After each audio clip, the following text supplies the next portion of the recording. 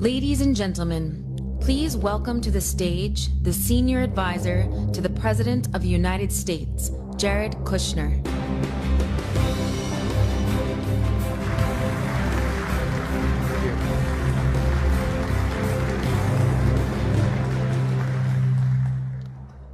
Thank you very much, and thank you to everyone for being here.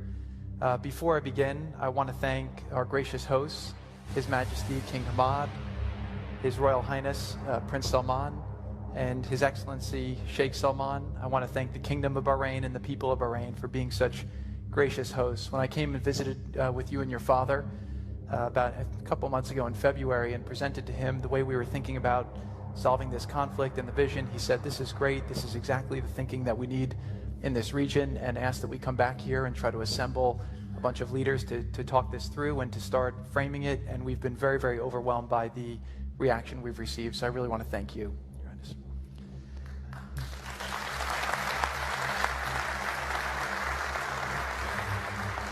I also want to thank President Trump for his vision and leadership and commitment to bringing peace to the Middle East and also to throughout the entire world.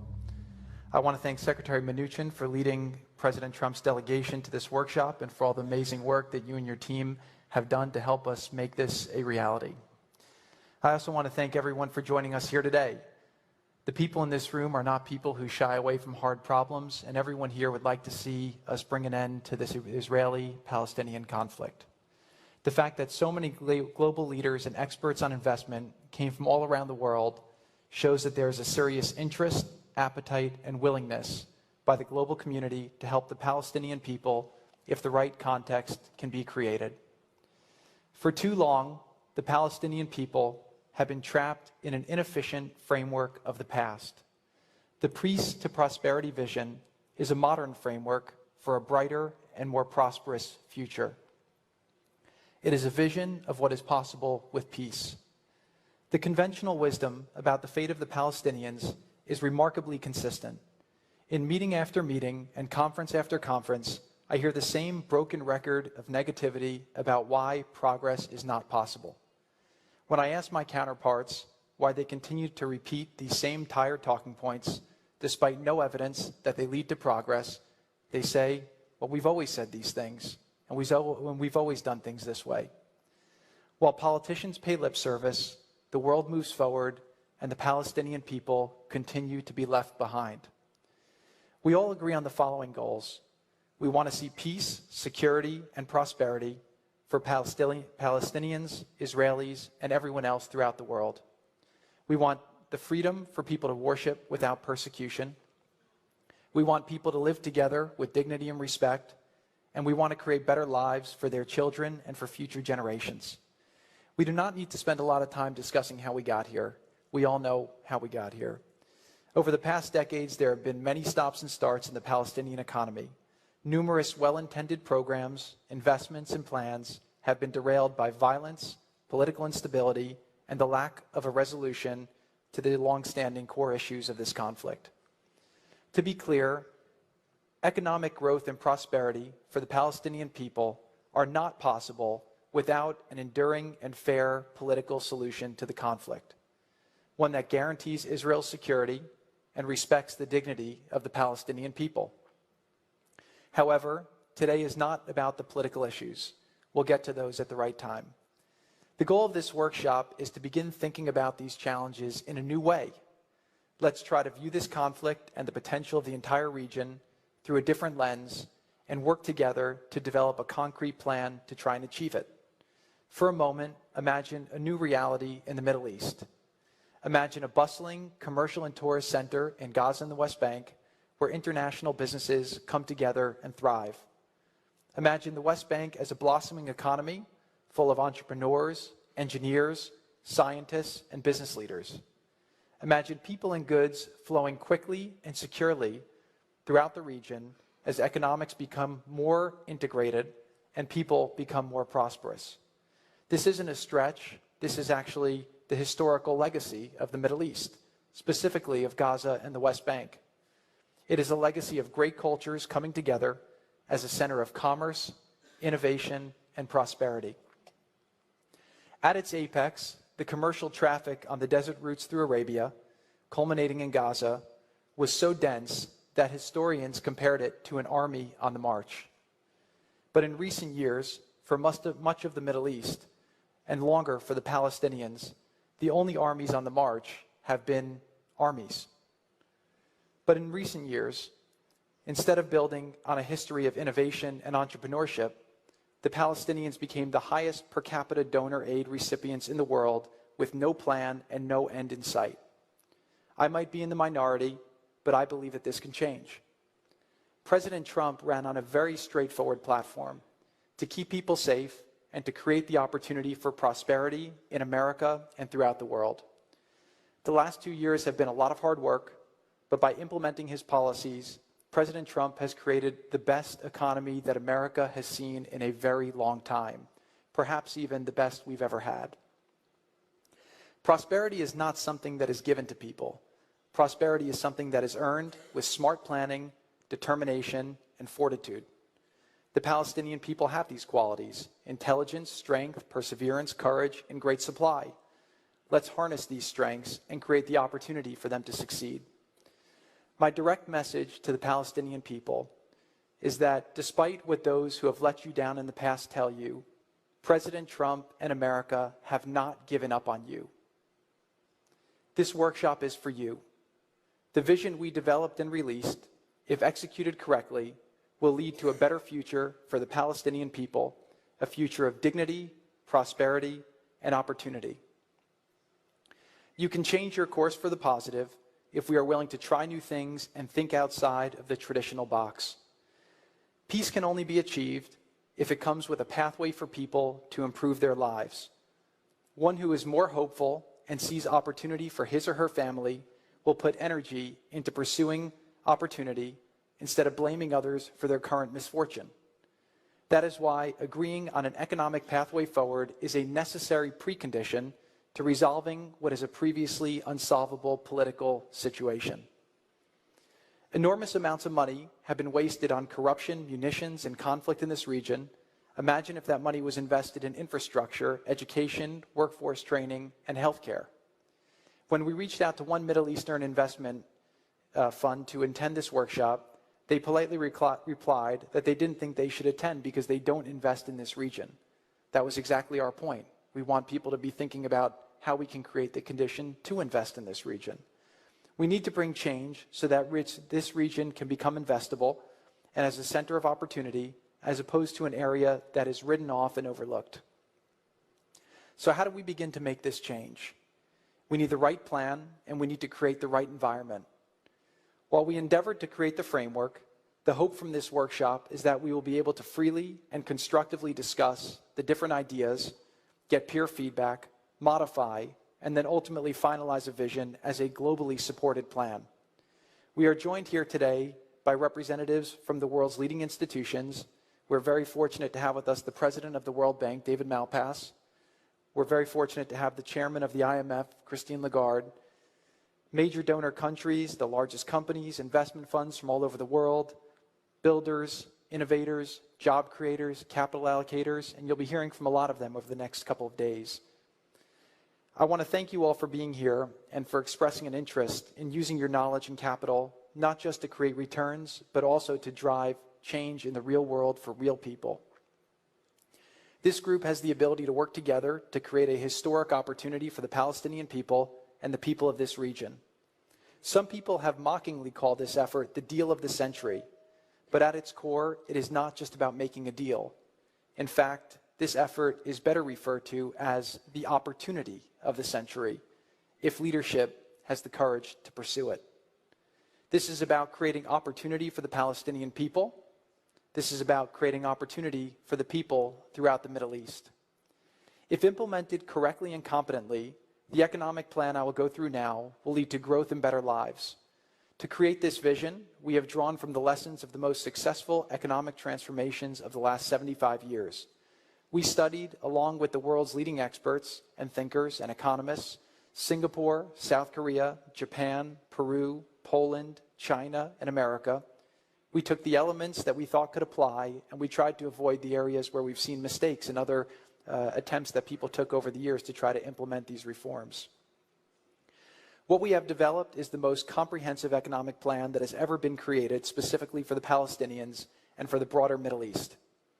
We can turn this region from a victim of past conflicts into a model for commerce advancement throughout the world.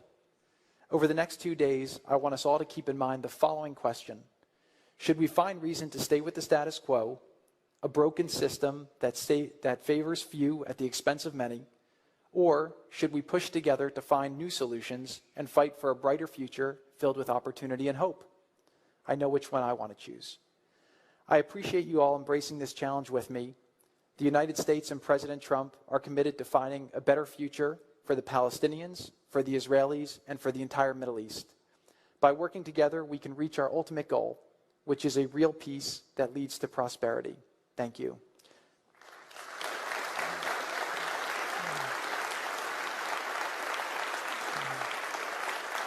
Thank you.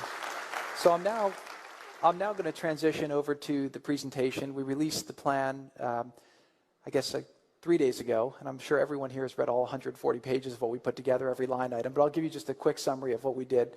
So we put together the plan based on 3 pillars. The first pillar is to unleash the economic potential of the Palestinian people and of the region, to empower the people, and then to enhance the Palestinian governments. You can't do one without the other 2, and you need to be doing all 3 at the same time in order to make this work.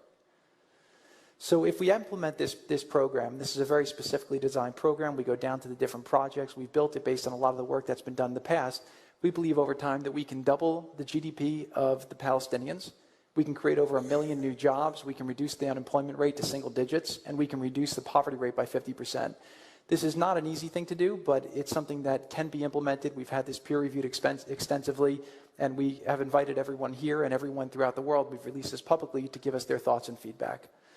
So since I know a lot of people here like to start with the numbers, we go with a program that's about a $50 billion program. This comes from grants, which is about $13 billion. This is all done over 10 years. Then we do subsidized loans, about $25 billion, and we have the private capital, about $11 billion.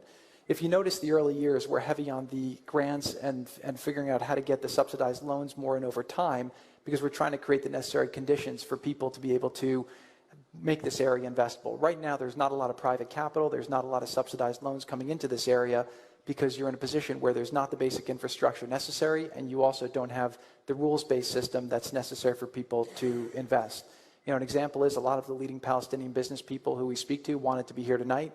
They were told by the authority not to come, and because they rely on them for their livelihood, it's not a free market where they can make those distinctions. So the first part, which is unleashing the economic potential, basically has 4 elements. Number 1 is constructing the essential infrastructure, which is necessary for businesses to work. Number 2 is opening up the West Bank and Gaza. Right now, they're very isolated enclaves. You have a lot of fear of terror. There's not a great amount of security.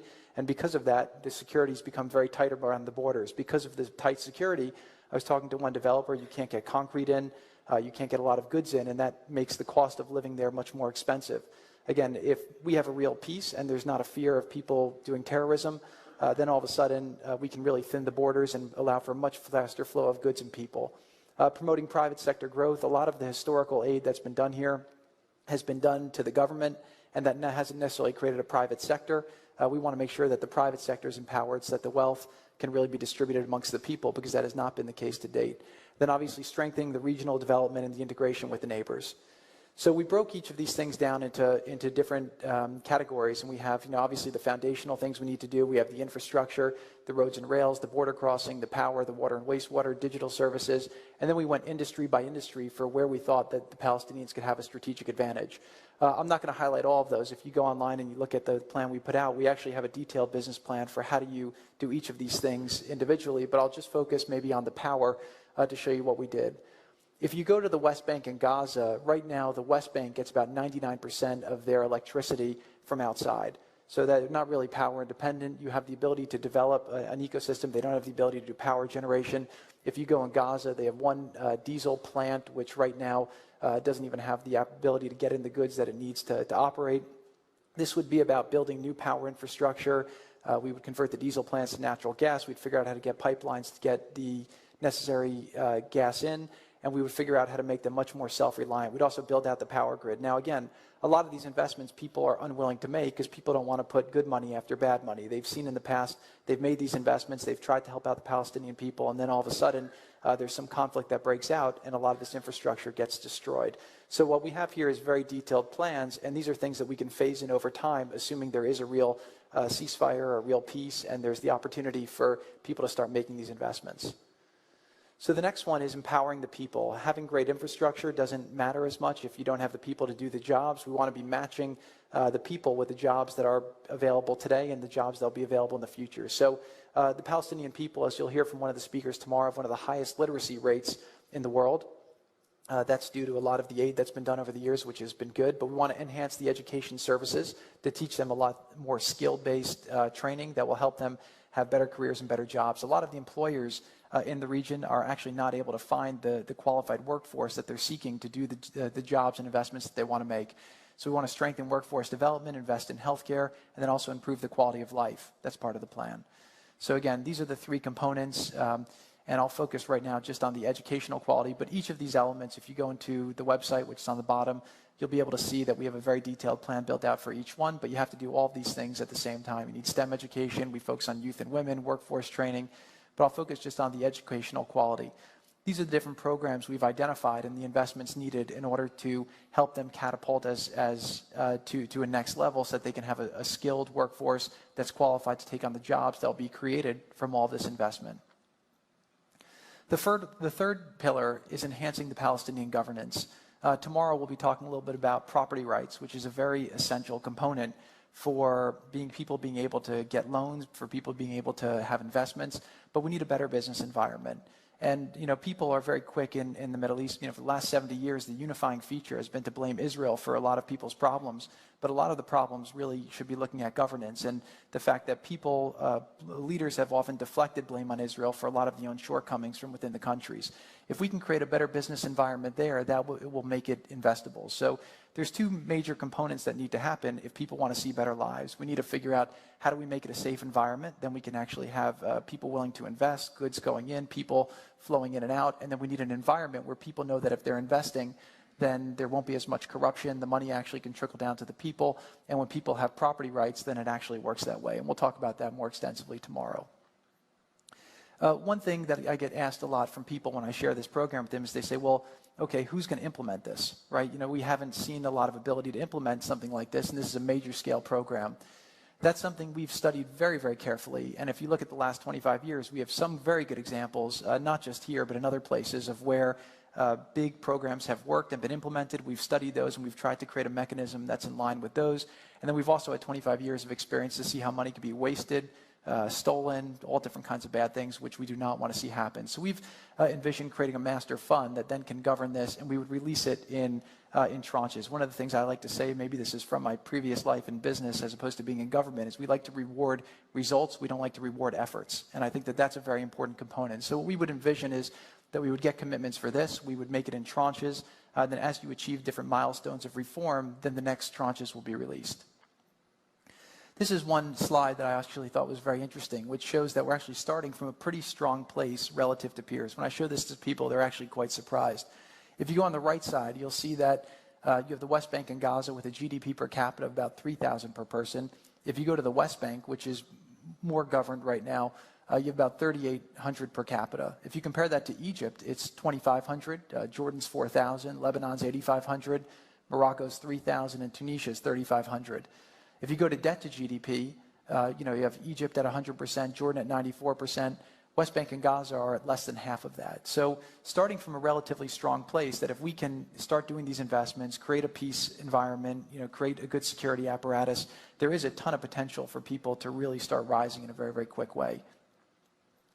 Finally, we constructed this in a way where we thought we can't just try to stimulate Gaza and the West Bank. Obviously we want to create a very prosperous global regional environment. Israel has a thriving economy. Imagine if Silicon Valley was cut off from the rest of California. That's kind of what we have right now in the Middle East. So obviously some form of peace would create prosperity, I think, for Israel, but also for everyone else throughout the region. But what we did is we put the majority of the projects in Gaza and the West Bank, but then we also figured out what projects can we do in Jordan, Egypt, and Lebanon to also figure out how to get those economies to start rising and better integrated as well. So we see tremendous potential. Again, people on this file try to be very skeptical. If you want me to come up with the reasons why this is hard, I can probably give you a longer list of reasons than anybody else. But again, our goal has been to try to come up with what is the best pathway forward? How can we break this deadlock that's been here for too long? And how can we focus on helping people make their lives? And that really is what, when President Trump comes to the office every day, he's focused on the American people. How can he help the American people improve their lives? And we took the same approach with the Israelis and the Palestinian people. The politicians tend to talk about political things. What we tried to focus on are what are the things that will help people live better lives, help their families have better futures, help them pay their mortgages, help them be better providers. And we think that this plan can really accomplish that. So last slide is just showing you the breakdown in all the different industries. Again, all of this detail is on the website, and I want people to review it very carefully. But it shows that the money that we'd be investing is fairly well distributed. Obviously, transportation, mobility, infrastructure with power and water, digital services, those are about half of it, and that's very, very critical. There's still government support. Right now, the government runs a deficit, but over time, they should be able to raise their tax base to be self-sustaining. And then, education, tourism, natural resources, healthcare, home ownership, agriculture, manufacturing, quality of life. These are all components that you have to do at the same time. So I just want to thank everyone on the team who helped make this possible. I think that it's a very good first step. I do hope that the Palestinian people will take a look. I hope that we'll all be able to come together and try to come up with the best framework and put together this package and hopefully use this as a way to change the course of history in this region. So I just want to thank all of you. This is not a conference where people are coming to benefit for themselves. You all have big responsibilities in a lot of places you can be, and the fact that you're showing up to do this shows that you care about the region, you care about doing good in the world, and you care about both the Israeli and the Palestinian people. So really thank you for taking the time out of your lives to come and be a part of this and to provide your feedback, and hopefully this will help us make a big step forward. Thank you.